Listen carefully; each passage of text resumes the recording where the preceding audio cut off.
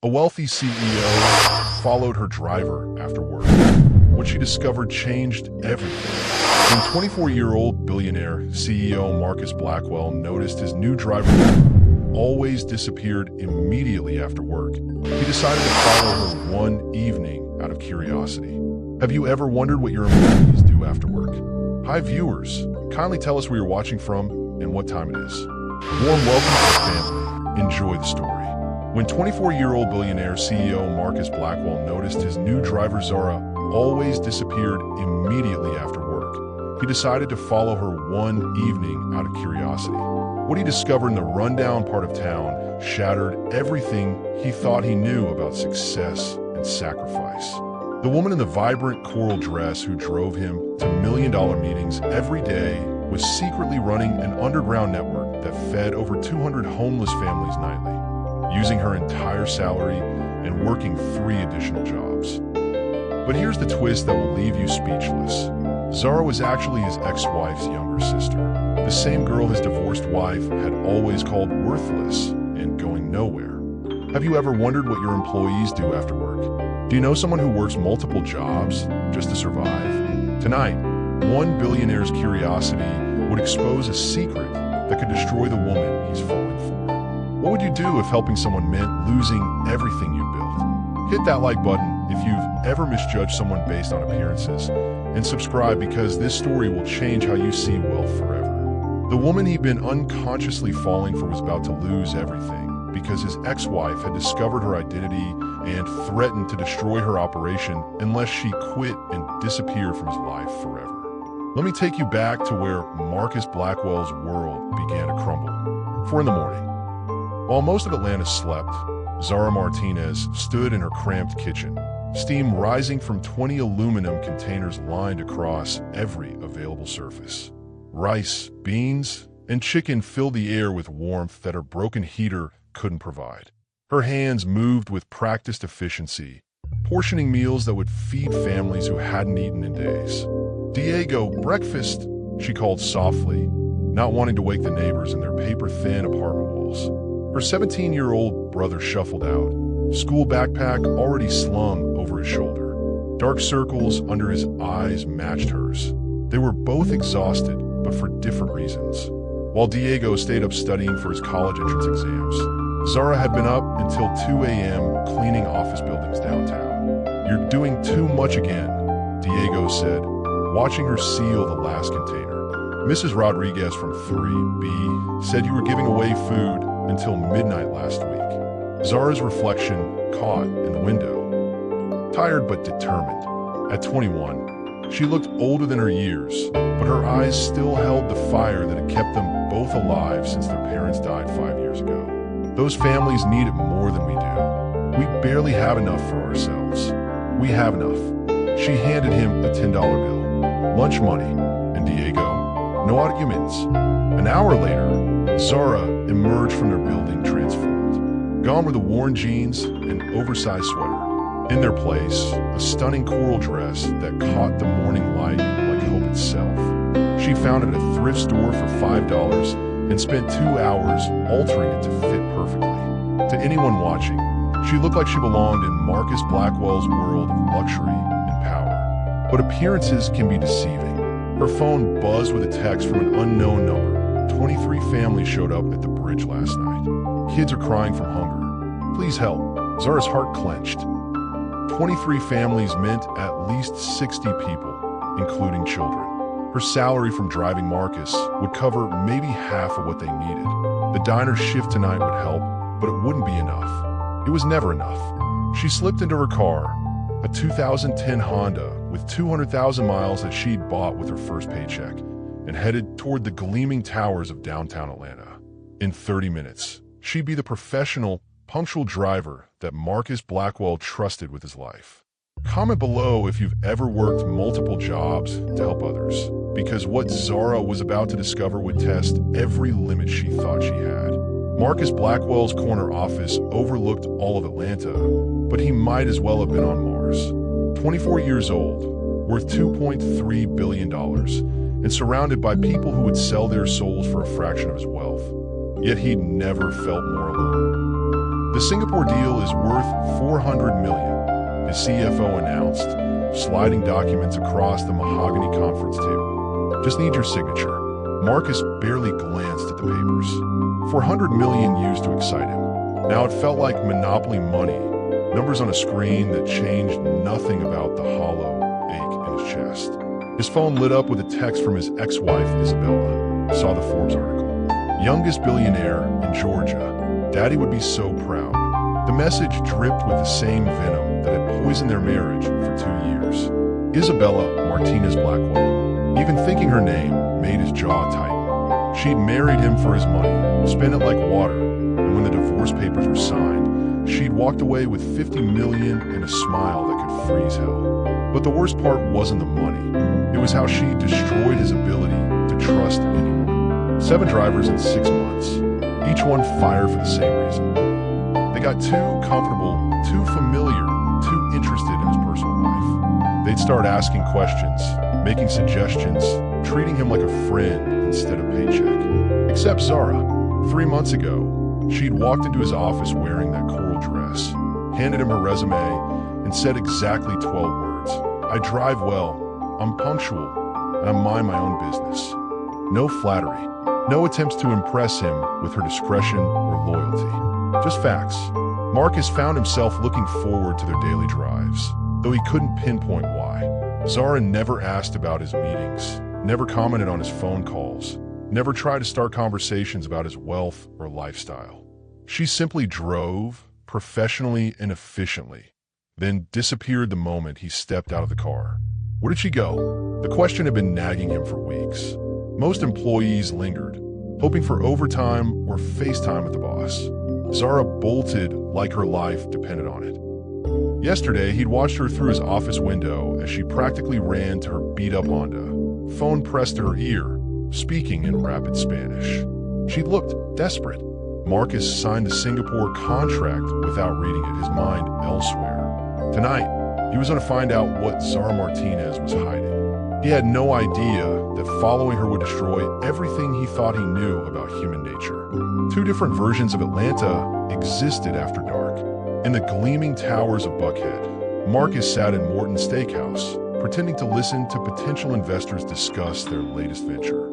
Crystal glasses clinked, $100 steaks were carved with precision, and conversations revolved around yacht purchases and vacation homes in the Hamptons. 3 miles away, in the shadows beneath the I-85 overpass, Zara knelt beside an elderly man whose coat was held together with duct tape. She pressed a warm container into his shaking hands and whispered something that made him smile for the first time in weeks. Marcus, are you even listening? The investor's voice cut through his distraction. Of course, Marcus forced his attention back to the table, but his mind kept wandering to his driver. Where's she right now? What was so urgent that she raced away every evening like her life depended on it? Meanwhile, Zara moved through the homeless encampment like a guardian angel in bright colors. Her coral dress had been replaced by practical jeans and a purple jacket that seemed to glow under the streetlights. Families emerged from cardboard shelters and abandoned cars. Children peeking out from behind parents who'd learned to distrust anyone offering help. But not Zara. They trusted her. Miss Bright, a little girl ran toward her, arms outstretched. The homeless community had given Zara the nickname because of her colorful clothes and the light she brought to their darkest moments. Hey, baby girl. Zara scooped up the child, whose mother watched from a distance with tears in her eyes. Are you hungry? The little girl nodded, and Zara handed her a container of rice and beans, still warm from the makeshift kitchen she'd set up in the back of her Honda. Back at Morton's, Marcus excused himself to take a call, stepping onto the restaurant's outdoor patio. The night air carried sounds from the city below, sirens, traffic, life happening beyond his insulated world of wealth and privilege. A flash of purple caught his eye. 3 blocks down, near the old railway bridge, someone in a bright jacket was moving between what looked like a crowd of people. Even from this distance, something about the figure's movements seemed familiar. Sir, the valet approached. Your car is ready. Marcus waved him off, straining to see the scene below. The person in purple was handing out what looked like food containers, moving with purpose and grace that reminded him of, no, it couldn't be. His driver lived in a different world entirely. Professional, distant, focused on nothing but getting him from point A to point B. The woman down there was passionate, engaged, surrounded by people who obviously adored her. They were nothing alike. Who were they? Marcus left his investors without explanation, got in his car, and drove toward the bridge. What he was about to discover would change everything. Marcus parked 2 blocks away and walked toward the overpass, his Italian leather shoes clicking against cracked pavement. This wasn't his world. The smell of exhaust mixed with desperation, the sound of conversations in 3 different languages, the sight of human beings living in conditions that his penthouse bathroom was bigger than. But he kept walking. The woman in purple had her back to him, kneeling beside a family with 2 small children. Even from behind, something about her posture, the way she moved her hands when she spoke, sent recognition racing through his brain. "You're an angel," an elderly woman was saying. "I don't know what we'd do without you." The woman in purple laughed, a sound Marcus had never heard before but somehow recognized. "I'm no angel, Mrs. Patterson, just someone who believes everyone deserves a hot meal." That voice. Marcus stepped closer, his heart hammering against his ribs. It wasn't possible. His professional, distant driver wouldn't be here, in this place, doing this work. She was probably at home, counting her paycheck, planning how to spend her salary like every other employee he'd ever known. The woman stood up, turning to grab another container from a blue cooler, and Marcus's world tilted on its axis. Zara Martinez, his driver, his professional, punctual, mind-her-own-business driver, was running a food distribution operation that looked like it was feeding half of Atlanta's homeless population. She'd changed from the coral dress she'd worn during their drive into practical clothes, but her face was unmistakable. More than that, it was transformed. Gone was the careful professional mask she wore in his presence. This Zara was alive, passionate, laughing with children and hugging elderly people like they were family. "Miss Bright," a teenage boy ran up to her. "My mom wanted me to give you this." He handed her a folded piece of paper. "She wrote you a poem." Zara's eyes filled with tears as she read it. "Tell your mom this is beautiful, and tell her the job interview she was worried about. She's going to do amazing." Marcus watched in stunned silence as his reserved, professional driver became the center of a community that clearly adored her. People lined up not just for food, but to talk to her, to share problems, to ask for advice.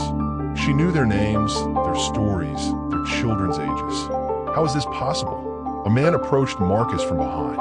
"You lost, son." Marcus spun around to find a grizzled veteran in a worn jacket studying him with sharp eyes. I was just watching our angel work." The man's expression softened.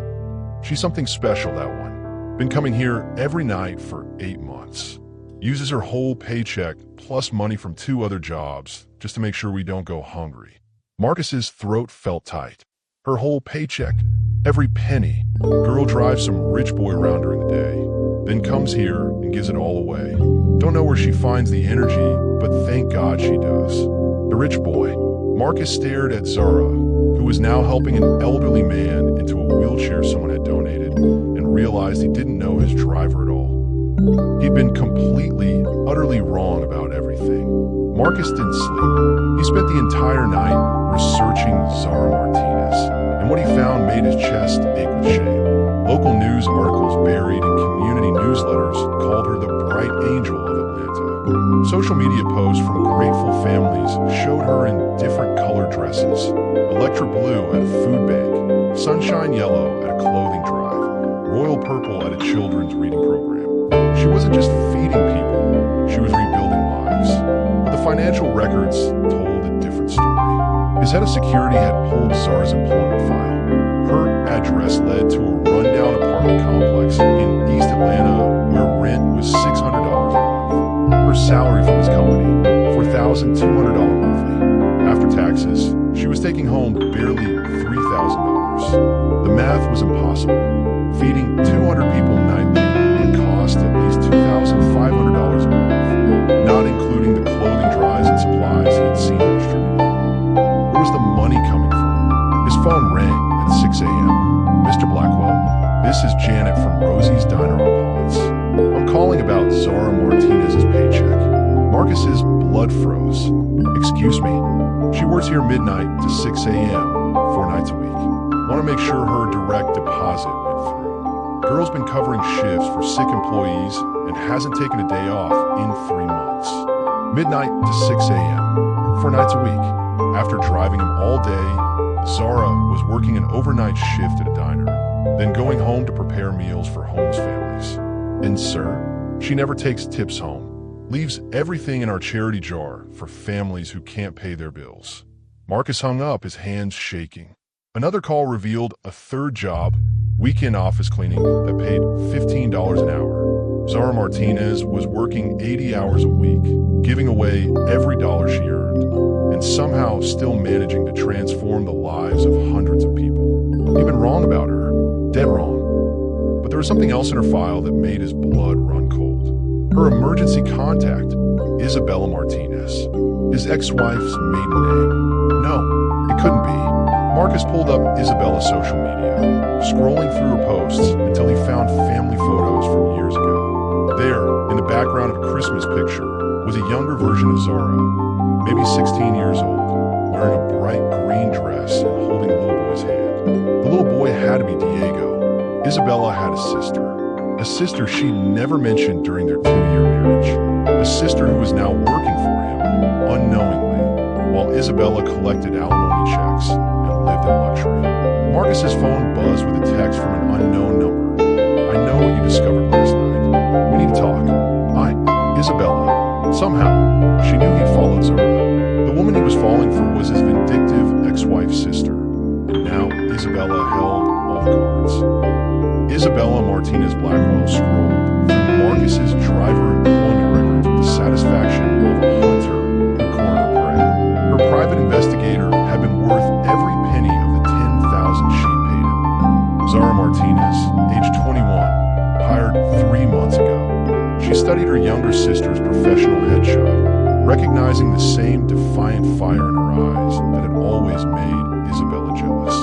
Well, little sister, playing with the big boys now. Their relationship had been poisoned since childhood. While Isabella had clawed her way out of poverty through manipulation and calculated charm, Zara had chosen the harder path, working multiple jobs, caring for their brother Diego, refusing to compromise her values for financial gain.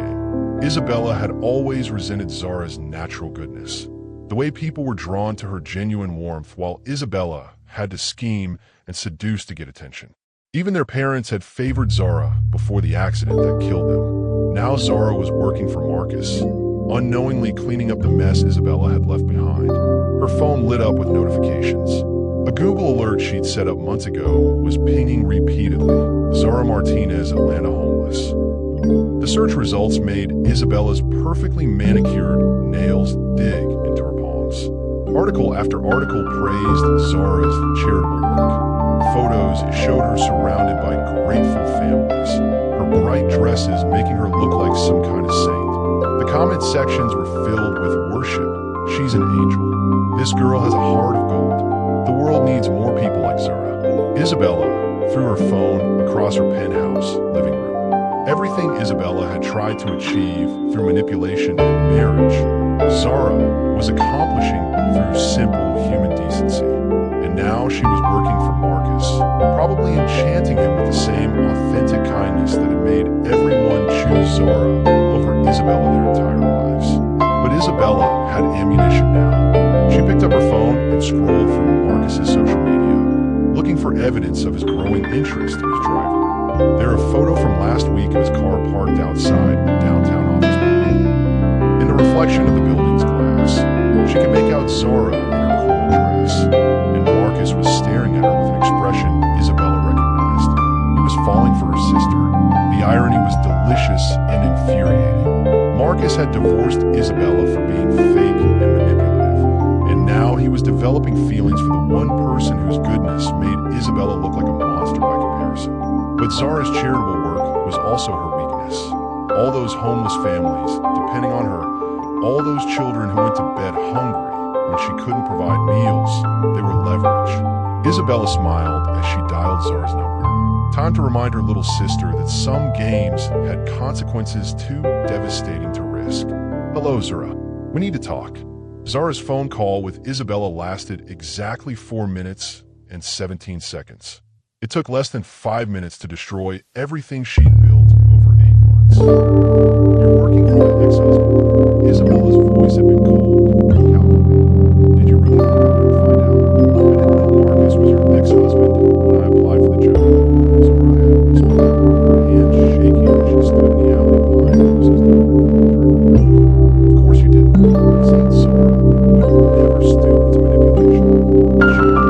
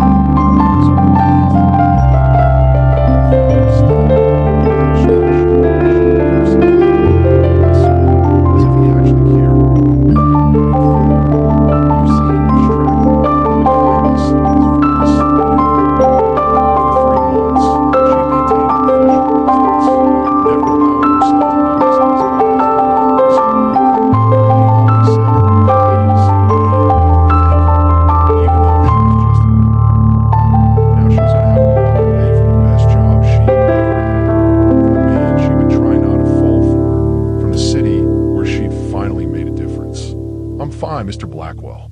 But she wasn't fine. Isabella's deadline was clear.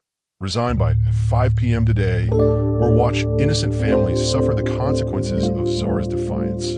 Her phone buzzed with a text from Diego. Made honor roll again. Taking you to dinner tonight to celebrate. Zara's vision blurred as tears she couldn't afford to shed threatened to fall. Tonight, she'd have to tell her brother they were leaving Atlanta. Everything they built here was about to disappear, and Marcus would never know why. At 4:47 p.m., Zara placed her resignation letter on Marcus's desk while he was in a board meeting. 3 sentences professionally typed, offering 2 weeks' notice for personal reasons. She couldn't risk saying goodbye in person. One look at his face and she might break down, might tell him everything, might beg him to help her fight Isabella. But involving Marcus would only make things worse for the family she was trying to protect. By 6 p.m., she and Diego were loading their few possessions into her Honda. Their entire life fit into 6 boxes and 2 suitcases. I don't understand, Diego said for the 10th time, taping up a box of his textbooks. You love your job. You love Atlanta. Why are we leaving? Sometimes you have to walk away from good things to protect what matters most. And the homeless families? Zara nodded, not trusting her voice. Diego didn't know about Isabella's threats, didn't know his sister was being forced to choose between their stability and the lives of 200 vulnerable people. Where are we going? Jacksonville. I have a friend there who can get me work. The lie tasted bitter. She had no plan, no contacts in Florida, no idea how they'd survive. But staying meant watching innocent families suffer for her defiance. At 7:15 p.m., as they loaded the last box, Diego doubled over in pain. My side, he gasped, his face going white. Something's wrong. Appendicitis. The emergency room doctor's diagnosis hit Zara like a physical blow. Diego needed surgery immediately, and their insurance wouldn't cover treatment at this hospital. The surgery will cost $15,000 up front. the billing coordinator explained. Do you have insurance through another provider? Zara stared at the paperwork, her savings account balance flashing through her mind. $800. She'd given everything else away, as always. I need to make some phone calls. But who could she call? Isabella had made it clear that asking for help would only accelerate her threats against the homeless families. Zara had no credit, no collateral, no family besides Diego. Her phone rang. Marcus?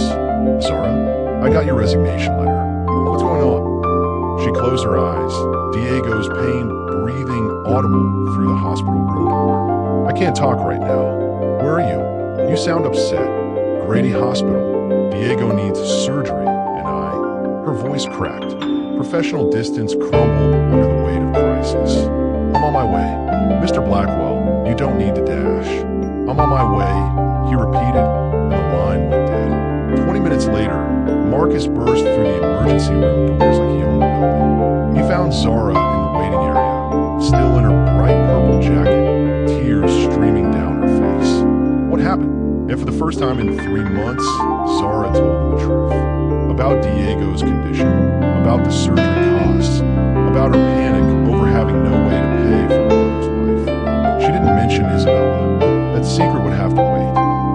But sitting in that sterile waiting room, watching Marcus take charge of Diego's medical care without hesitation, Zara realized she was falling for a man she was about to lose forever. Marcus didn't just pay for Diego's surgery.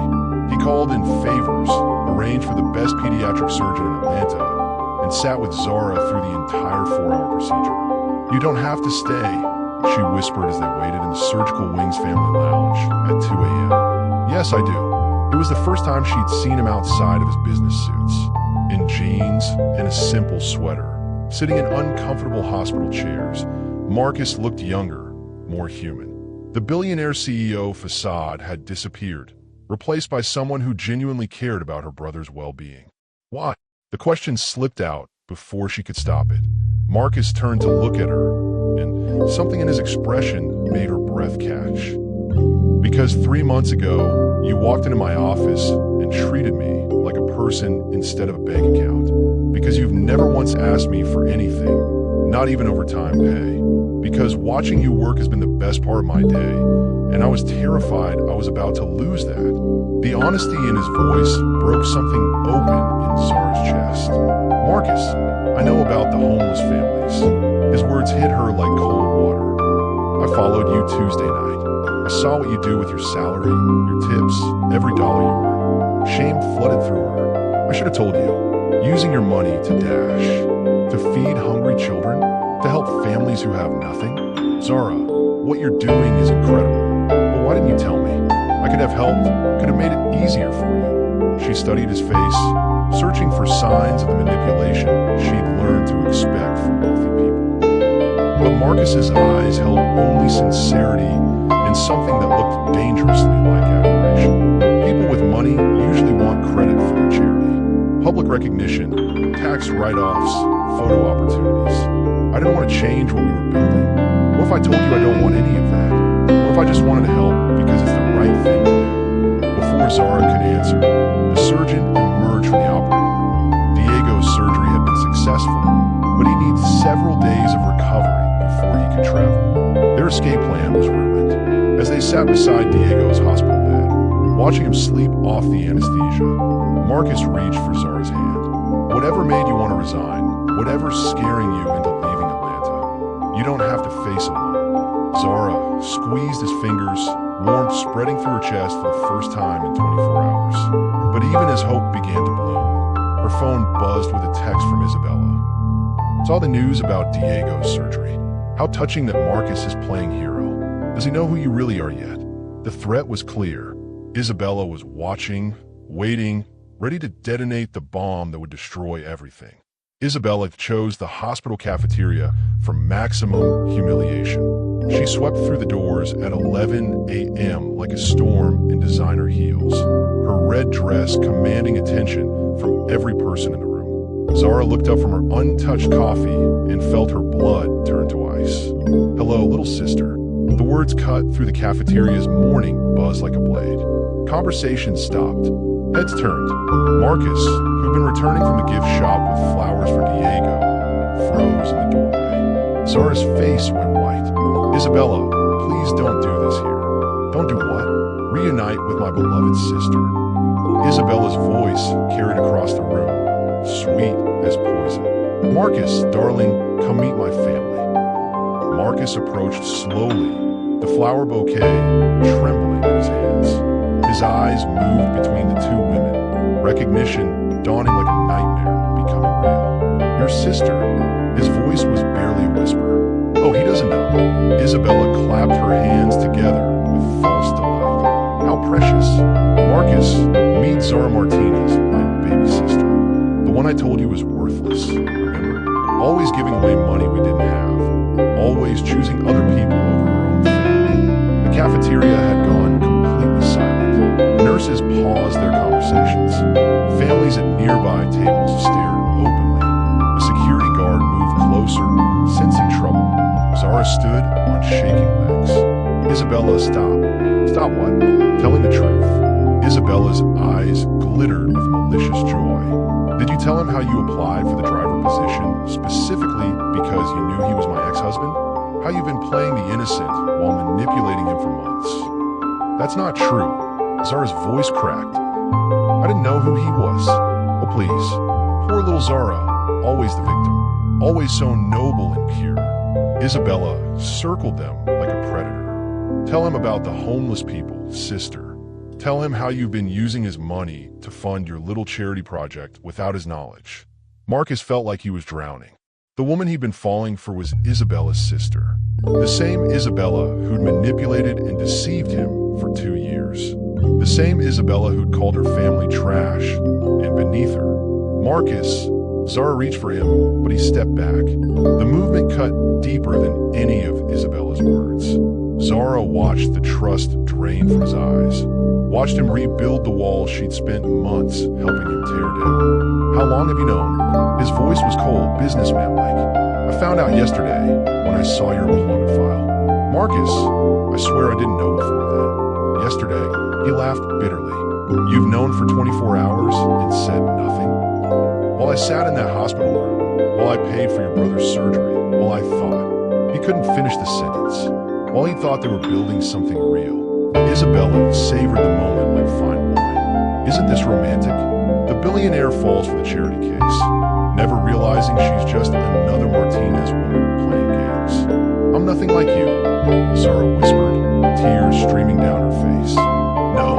Then why didn't you tell him the truth? Why hide our connection if you weren't using it for manipulation? The questions hung in the air like accusations.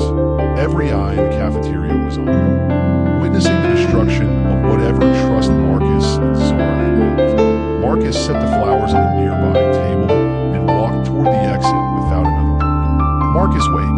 Zara called after him, but he was gone, leaving her standing in the wreckage of Isabella's perfectly executed revenge. Marcus spent 3 days in his penthouse, ignoring phone calls and canceling meetings. His head of security had delivered a complete background check on the Martinez family. Every detail Isabella had hidden during their marriage. Their parents had died in a car accident when Zara was 16 and Diego was 12. Isabella, already 18 and living on her own, had refused to take custody of her siblings. Zara had dropped out of high school, worked 3 jobs, and somehow managed to keep Diego in school while raising him alone. The investigators' photos showed a timeline of Zara's sacrifice, working as a waitress at 14, cleaning offices at 15, taking her GED while supporting Diego through middle school. Every job, every struggle, every choice she made had been about protecting her. Meanwhile, Isabella had been manipulating wealthy men, climbing social ladders, and pretending her family didn't exist. Marcus stared at a photo of 16 months old.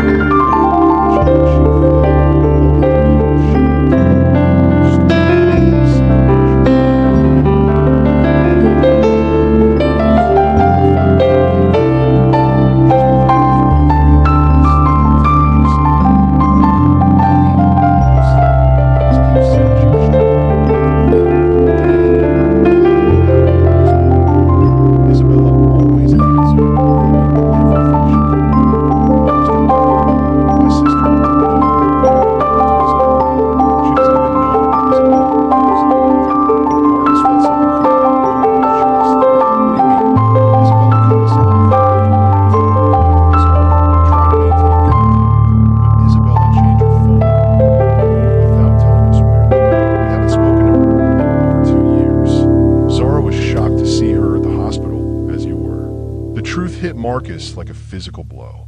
Zara hadn't been manipulating him. She'd been as blindsided by the family connection as he was. But he'd walked away without giving her a chance to explain. He'd let Isabella's poison destroy something real and beautiful, just like she destroyed their marriage. Marcus grabbed his keys. It was time to fight for what mattered, and this time, he wouldn't let Isabella win. The woman he loved was waiting, probably thinking he'd abandoned her, just like everyone else in her life. He had to make this right. Marcus found Isabella at her usual Friday evening spot, the rooftop bar at the St. Regis, surrounded by Atlanta's social elite. She was holding court, wine glass in hand, probably sharing details of her hospital confrontation with anyone willing to listen. He walked straight to her table, every conversation in the room stopping as people recognized the youngest billionaire in Georgia approaching his notorious ex-wife, Isabella. His voice carried across the bar like thunder. She turned with a smile that faltered when she saw his expression. "Marcus, darling, how lovely to see you. We need to talk.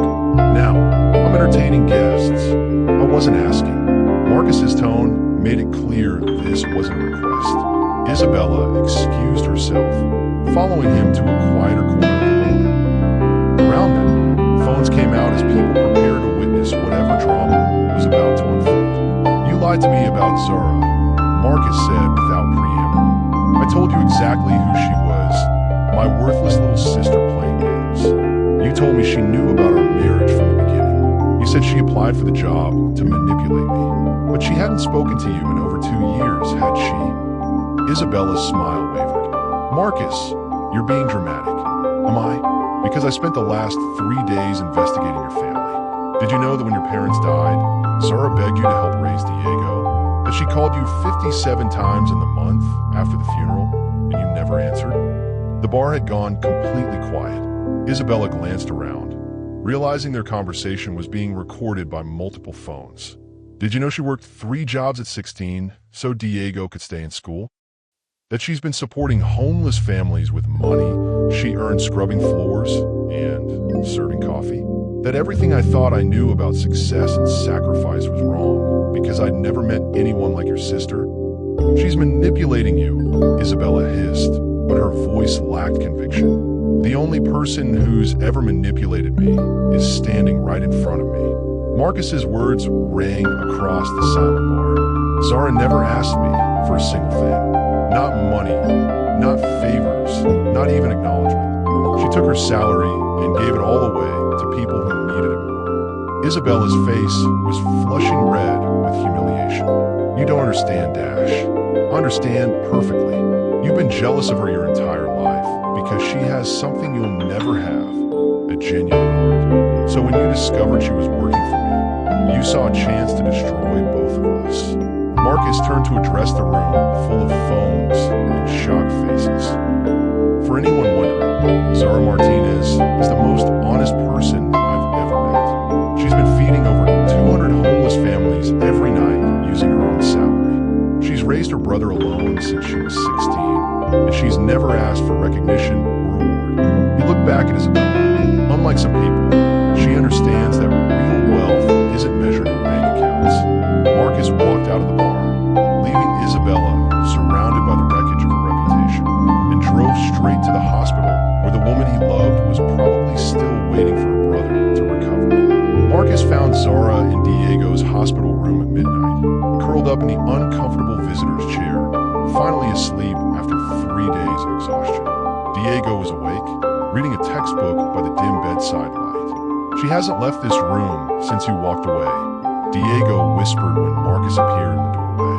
"I know, I was wrong. She keeps saying she should have told you about Isabella the moment she found out. But honestly, I think she was scared you'd react exactly like you did." The words hit Marcus like a punch to the chest. Zara had been protecting herself from the kind of pain he'd ultimately caused anyway. "Can I?" Marcus gestured toward the chair beside Zara. Diego nodded. "She needs to hear what you told Isabella tonight. Half of Atlanta is posting videos online.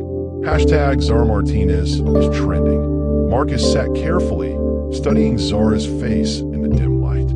Even in sleep, she looked troubled, her breath brow furrowed with worry. He'd done this to her, taken her trust, and thrown it back in her face when she needed it most. Zara, he touched her shoulder gently. She stirred, then jerked awake, instantly alert. When she saw Marcus, her eyes filled with tears she was too tired to hide. You came back. I never should have left. Marcus took her hands, feeling how cold they were. I know about Isabella cutting you off after your parents died. I know you haven't spoken to her in 2 years. I know you had no idea she was my ex-wife. Zara's breath caught. Ow! I did what I should have done at the hospital. I listened to the truth instead of my own insecurity. Marcus squeezed her fingers. Isabella spent our entire marriage telling me your family was beneath her, that she was ashamed of where she came from. She never told me she had siblings. She was always ashamed of us, Zara whispered. When our parents died, she said taking care of Diego would ruin her chances at a better life. So you gave up your chances instead. Diego is my family. Family doesn't abandon each other. She looked at him with eyes that held too much pain for someone so young. I would have told you about Isabella the moment I figured out, but I was scared you'd think I was like her. You're nothing like her. Marcus lifted her hand to his lips. You're everything she pretends to be, but never could be. Generous, genuine, strong enough to sacrifice everything for the people you love. Zara finally smiled, the first real smile he'd seen from her in days. Does this mean I still have a job? You have a job, a partner in your charitable work, and someone who's falling in love with the most incredible woman he's ever met. From his hospital bed, Diego grinned. Finally, 2 weeks later, Marcus stood before the Atlanta City Council with Zara beside him, announcing the official launch of the Bright Network Foundation. The council chamber was packed with families Zara had helped, reporters, and city officials who'd been following their story since Isabella's public humiliation. When I inherited Blackwell Technologies, I thought success meant profit margins and market dominance. Marcus said into the microphone. I was wrong. Success is what my partner Zara Martinez has been achieving for months. Feeding hungry families, providing shelter for the homeless, and proving that real wealth is measured in lives changed. Applause filled the chamber as Marcus announced a $10 million endowment for the foundation, plus matching funds from 3 other tech companies who joined the initiative. But the real moment came when he turned to Zara. 8 months ago, you walked into my office looking for a job. You never asked for anything more than the chance to work hard and help your brother succeed. What I didn't know was that you were already changing Atlanta, one family at a time, using your own salary to fund miracles. Zara's eyes filled with tears as Marcus continued. You taught me that leadership isn't about commanding respect. It's about earning it through service. You showed me that real power comes from lifting others up, not standing above them. And you proved that love isn't something you take. It's something you give away freely, trusting that the right person will cherish what you offer. Marcus dropped to one knee in front of the packed chamber, pulling out a ring box that made Zara gasp. Zara Martinez, you've been saving lives since you were 16 years old. You saved mine the day you walked into my office. Will you marry me? The chamber erupted in cheers as Zara said yes, tears streaming down her face. But the moment Marcus remembered most clearly was Diego's whoop of joy from the front row, and the sight of Mrs. Patterson wiping away tears while holding the poem she'd written about Zara. Later that evening, as they celebrated with the homeless families at their usual distribution site under the bridge, Isabella's name came up exactly once. She posted on social media today, Diego mentioned casually, something about moving to Miami for a fresh start. Good for her, Zara said, and Marcus could tell she meant it. There was no bitterness, no resentment. Just genuine hope that her sister might find whatever she was searching for. Marcus watched his fiancée hand out meals to the same families she'd been feeding for months, now with the backing of his foundation and the support of the entire city. Her bright coral dress, the same one she'd worn to their first meeting, seemed to glow under the streetlights. Share this video if you believe in second chances, because Zara and Marcus's story proves that sometimes the people we underestimate are exactly the heroes we need most. Some love stories aren't just about finding each other. They're about discovering that together, you can change the world.